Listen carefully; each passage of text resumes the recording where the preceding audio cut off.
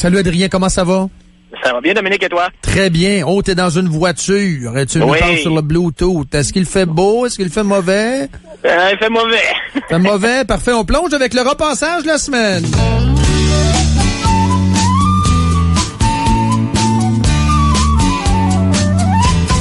J'ai tes 3 sujets, mais on va y aller dans le désordre. Celui que j'aime le plus, c'est l'idée d'abolir le ministère du Tourisme. Ça a sorti cette semaine, ça. Il y a quelqu'un qui a lancé ça. Je sais pas, Jean-Claude. C'est venu de l'intérieur. C'est des gens carrément de l'industrie du tourisme qui ont dit, écoute, il y a trop de doublons, il y a trop de paliers, tout le monde tire sa petite scène de subvention, puis ça sert à rien. On recommande même dans la lettre de ne plus hausser les subventions en tourisme. Très bon. Qu'est-ce que t'en dis? Ben c'est ça. Alors c'est une excellente idée en effet. Et comme tu dis, Jean-Claude, ça vient de l'intérieur. C'est des gens de Tourisme Express qui ont signé une lettre ouverte à Philippe Couillard dans les journaux et aussi à Mme Dominique Vien, qui est la ministre du Tourisme. Et eux, ce qu'ils disent, il y a des bonnes nouvelles là-dedans. Ce qu'ils disent, c'est que d'abord il y a un cafouillis hallucinant d'intervenants gouvernementaux dans le tourisme. Bien évidemment, il y a le ministère du Tourisme. Mais il y a la Commission canadienne du tourisme, il y a 22 associations touristiques régionales, il y a 19 associations touristiques sectorielles, il y a des centaines d'offices de tourisme locaux, il y a toutes sortes de ministères puis d'agences, évidemment, qui tombent là-dedans, même s'ils n'ont pas d'affaires là-dedans, comme Transport Québec, puis le ministère de la Culture, Développement économique Canada. En tout cas, tout le monde se met là-dedans et c'est la plus totale cacophonie. Ces organismes-là, évidemment, sont largement subventionnés, mais ils sont pas imputables. Tu sais, je veux dire, peu importe le résultat. T'as-tu vu le scandale? Tourisme Montréal, c'est un bon exemple, ça, Adrien. Tourisme Montréal, la gang de pousseux de crayons puis de faiseux qui se payent des lunchs à longueur de semaine pour parler de ci et de ça. Alors que fondamentalement, si t'as une destination ou si t'as un événement qui est bon, intéressant, les gens vont y aller naturellement. Pas besoin de payer des ronds de cuir, des cravates, se payer des lunchs pour attirer du monde. C'est de la foutaise, ça. On parle de 500 millions, semble-t-il, de fonds publics qui sont dépensés en tourisme au Québec. Et ce qui arrive, évidemment, c'est que quand c'est des fonds publics, ça devient politisé. Hein? Alors, donc, il y a à ce moment-là des gros joueurs institutionnels qui essayent de répondre plus à des exigences corporatives ou corporatistes qu'aux attentes puis aux besoins réels du marché. Alors, moi, je trouve que c'est une excellente idée d'abolir le ministère du Tourisme. Et c'est assez inquiétant parce qu'on voit quand même que le marché du tourisme au Québec, c'est pas facile, là. Il y a eu vraiment un effondrement du marché américain. Depuis l'an 2000, ça a baissé d'à peu près à moitié, de 4 millions à 2 millions. Puis ce qu'on réalise maintenant, c'est que les visiteurs québécois et canadiens, c'est à peu près la totalité des visiteurs au Québec. Les gens viennent pas beaucoup de l'extérieur du Canada. Pourquoi? Pourquoi? J'imagine qu'il y a peut-être un impact au niveau du taux de change, au niveau des Américains, mais peut-être aussi qu'on n'est pas assez accueillant, ou peut-être aussi qu'il y a des destinations touristiques qui sont plus intéressantes ailleurs. Exact. Et l'autre chose qu'on voit aussi, c'est que les Québécois, depuis 10 ans, ont doublé le nombre de leurs voyages à l'étranger. Alors, non seulement les Américains ne viennent pas ici, mais les Québécois s'en vont ailleurs. Donc, on se vide les poches ailleurs au lieu de dépenser ici. Ceux qui dépensent ici, ce sont des Québécois. T'as pas d'argent neuf, t'as pas d'injection. T'en as de moins en moins. Voilà. Et la chose qui me désole un peu, par contre, je trouvais que l'idée d'abolir le ministère du Tourisme était excellente. Et par contre, là, ils veulent évidemment créer une société d'État, tu sais, ou une autre entité indépendante. Alors ça, c'est moins drôle. Une régie du tourisme. Une autre régie, une autre patente, un autre fonds. Mais on pourrait imaginer, par exemple, Dominique, et ça s'est déjà fait ailleurs, que le ministère du Tourisme est aboli et que là, on dit un peu comme on fait, par exemple, au Mont-Tremblant, il y a une espèce de taxe de vente de 1 ou 2 % qui est versée à l'association de tourisme de Mont-Tremblant et eux gèrent leur propre fonds et leur propre stratégie de tourisme. Alors, on pourrait imaginer que le ministère du Tourisme serait aboli et qu'il y aurait, comme on voit un peu partout ailleurs, une espèce de taxe sur les chambres d'hôtel qui servirait, qui serait gérée par les intervenants du tourisme eux-mêmes et non par les bureaucrates. Puis eux autres, ils décideraient ce qu'ils feraient avec l'argent, puis il y aurait une imputabilité à ce moment-là. Restons dans le secteur des subventions, puis je vais t'entendre brièvement sur l'histoire qui se passe à Québec où le gouvernement du Québec songe à abolir la subvention de 30 millions qui serait donnée à Robert Lepage pour construire son théâtre, un théâtre de plus dont on n'a pas besoin.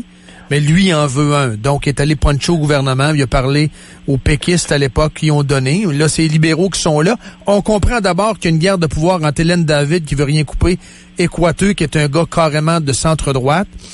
Est-ce qu'on devrait lui donner sa subvention, oui ou non? Moi, il est indépendant de fortune. Il peut passer à la banque aussi, là. Oui, ce qui n'était pas clair, Dominique, puis peut-être que tu peux me répondre à ma question là-dessus, c'est est-ce qu'il y a un contrat officiel de Paraît-il qu'il y a un contrat. Donc, vérifions les pénalités. Les pénalités, ça ne coûtera pas 25 millions de pénalités, j'ose croire.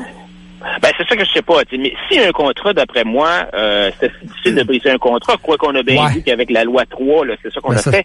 Moi, je crois beaucoup à la règle de droit, puis il me semble que quand on a un contrat, ça devrait être respecté. Je suis d'accord avec toi, sauf que la question, c'est pourquoi est-ce qu'on a donné la subvention en partant? Exact. Mais si tu suis ton raisonnement, à ce moment-là, tu te ranges du côté de Marc Ranger. C'est le discours de Marc Ranger, là. Marc Ranger qui dit les contrats, respectez-les. Moi, j'ai pas de problème avec ta position, mais Marc Ranger, il est content de t'entendre aujourd'hui, là, si tu dis que c'est la règle de droit. C'est ce qu'ils disent, eux autres, dans les rues, les syndiqués, là. Mais moi, je pense que ce que le ministre Moreau a fait, finalement, c'est qu'il a dit, écoutez, on va respecter les contrats jusqu'à la fin, mais je vous dis tout de suite que quand la convention collective va expirer, voici ce qui va arriver. Ça va être 50-50, on va changer les règles du jeu, et donc, c'est simplement une question de temps. Tu attends 18 mois, 12 mois ou 24 mois avant d'arriver avec le changement. Et je pense que c'est important de respecter la règle de droit, par contre. Mais toujours, la question, c'est pourquoi est-ce qu'on a donné la subvention de 30 millions? Est-ce qu'on aurait dû donner la subvention de 30 millions? Puis moi, la réponse est non. On parle de la FTQ et la FTQ qui prend, selon toi, des travailleurs pour des idiots. Mais ça, c'est pas une première, là. La FTQ qui s'en prend à Stephen Harper. Puis on l'accuse de vouloir affaiblir le syndicalisme, patati et patata. Là, ça, c'est le même discours qui revient depuis des années. Qu'est-ce que tu penses de la déclaration de Daniel Boyer, qui était l'ancien chum, si tu veux, d'Arsenault? Donc, c'est un peu le règne d'Arsenault qui se poursuit sous Boyer, dans le style. Qu'est-ce que tu penses de ça? Ben, alors, tu sais que dans plusieurs provinces canadiennes, comme en Colombie-Britannique, en Alberta, en Saskatchewan, en Ontario, en Nouvelle-Écosse, à Terre-Neuve et partout aux États-Unis, avant de se syndiquer, il faut qu'il y ait un vote. Par contre, un vote secret? Un vote secret, un vote au scrutin secret. Pas ici, mais là-bas, oui? Exactement. Ah alors, oui? Donc, okay. dans toutes ces provinces-là et aux États-Unis, ça prend un vote au scrutin secret. Au Québec, ça n'en prend pas. Et dans certaines autres provinces, et surtout au gouvernement fédéral, pour les entreprises qui sont gérées par le Code du travail fédéral, aujourd'hui, ça n'en prend pas. Donc, si tu as 35% de cartes de signées, ça passe, à moins que le Conseil canadien de relations de travail décide de tenir un vote, mais normalement, il n'y a pas de vote. Et ce que le gouvernement Harper veut faire, c'est de dire, le contrôle de la syndicalisation devrait revenir aux syndiqués ou aux employés, et donc on va tenir un vote secret. Est-ce que Stephen Harper a le pouvoir d'imposer le vote secret au Québec en général? Non. Okay. Malheureusement, non. Cette loi-là, le projet de loi C-525, ne s'applique qu'aux entreprises qui sont gérées par le Code du travail fédéral, comme les banques, les compagnies d'aviation, les compagnies de transport, les compagnies de ces compagnies-là. Alors seulement ce qui est de juridiction fédérale, mais ça donne quand même un signal. Et ce qui est intéressant, c'est que Daniel Boyer, le président de la FTQ, est un petit peu frustré parce que le projet de loi a déjà été adopté par la Chambre des communes en avril, après 3 heures d'études seulement. Alors, la FTQ n'a pas été attendu. Maintenant, le projet de loi est rendu devant le Sénat et ça a l'air que la FTQ ne pourra pas non plus se faire entendre parce qu'ils ne passeront pas des... Fait que là, sont full fruits parce qu'habituellement, ils sont habitués de faire le sparage à l'Assemblée nationale. Là, ils sont full fruits parce qu'aux communes, ça marche pas de même. Exact. Alors là, M. Boyer, évidemment, tout ce qu'il a à faire, c'est de faire un communiqué de presse qui est immédiatement repris par les médias québécois. Et il dit, c'est un peu amusant parce qu'il dit que le droit de se syndiquer doit appartenir aux travailleuses et aux travailleurs. C'est exactement ça que le gouvernement fait. Vas-y en vote secret. Les travailleurs décideront. Puis s'ils décident, Adrien, t'es pour ça, là. Si le vote secret, à la majorité dit on se syndique, tu es d'accord avec ça? Absolument. La démocratie syndicale, c'est fondamental. Le droit d'association, c'est protégé par les chartes fédérales, provinciales sur les droits et libertés, avec ça. Mais ce qui est intéressant aussi, c'est que les syndicats disent qu'ils veulent pas avoir de vote secret pour se syndiquer, mais par contre, ils sont d'accord pour qu'il y ait un vote pour l'élection des représentants syndicaux, pour le déclenchement d'une grève ou pour autoriser la signature d'une convention collective. Alors, donc, ces affaires-là, c'est correct un vote, mais quand arrive la décision la plus fondamentale, qui est celle de former un syndicat, là, les autres, ils disent non, il faut pas que ce soit un vote secret. Et la raison qui est vraiment, pour moi, c'est tellement méprisant par rapport aux employés, c'est qu'ils disent que si jamais il y a un vote secret, là, l'employeur va savoir la date, l'heure et l'endroit du vote, et il y aura donc le temps d'intimider, d'harceler ou d'imposer des mesures disciplinaires aux gens qui sont favorables au syndicat. Les autres, ils présument encore, dans une vision du capitalisme des années 30, ils présument encore que le boss, c'est un gros méchant qui veut tordre des bras pour faire de l'intimidation. Alors que il peut y avoir des boss détraqués. Mais eux autres généralisent le modèle. Oui, exactement. Puis c'est défendu par le Code du travail, tant au fédéral qu'au provincial, d'intimider T'as raison. Tu peux porter plainte. Ça, là. Non, tu peux porter plainte. Alors donc, ça tient pas debout leur excuse et je pense que ils savent très bien, les syndicats, que s'il y avait une syndicalisation au vote secret, on assisterait à une baisse du taux de syndicalisation.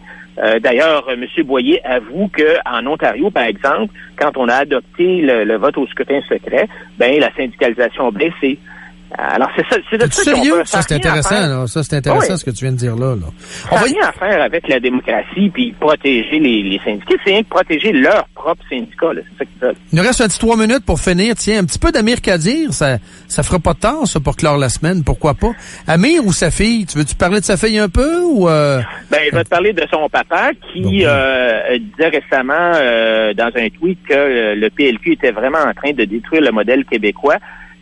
Un modèle qu'il a appelé comme étant qui faisait l'envie dans le monde. Oui. Et moi, ma question, c'est si c'est vrai que le modèle québécois fait l'envie dans le monde et que c'est un paradis socialiste, comme d'ailleurs l'a écrit Jean-François Lisée dans son livre là, sur les 15 façons de mettre la droite knock-out.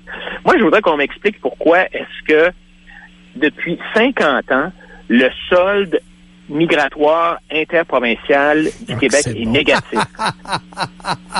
Non, mais les gens votent avec leurs pieds, là. Ouais, c'est super bon. C'est super bon. Et donnons le chiffre. Donne le chiffre de l'Institut Fraser. Depuis 2007-2008, il y a combien de Québécois de 18 à 25 ans qui ont quitté le Québec? Il y en a 25 000. C'est 25 000. Alors, dans les années 80, la décennie 80, il y a 131 000 personnes de plus qui sont parties qui sont venus. Wow! Dans les années 90, 122 000. Dans les années 2000, 66 000. Hey.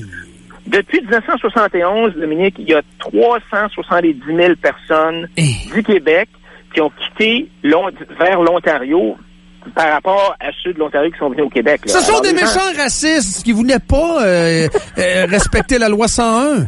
Ils ont pris la 401, la 401.